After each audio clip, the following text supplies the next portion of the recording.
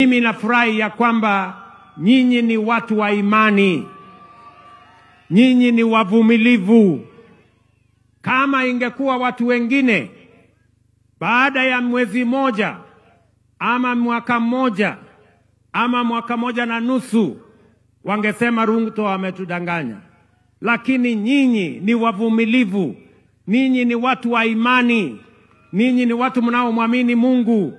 Mumengojea miaka miwili, sio mbali. Kama mlingojea miaka 51, miaka miwili haingewashinda kungoja.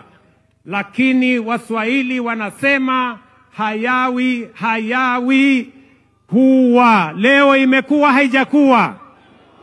Leo imekuwa haijakuwa. Si leo imekuwa. Ile makosa kidogo ilitokea.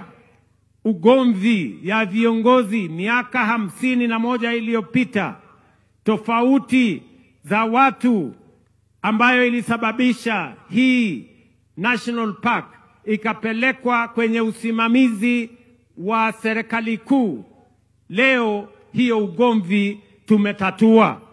Leo hiyo shida tumekamilisha.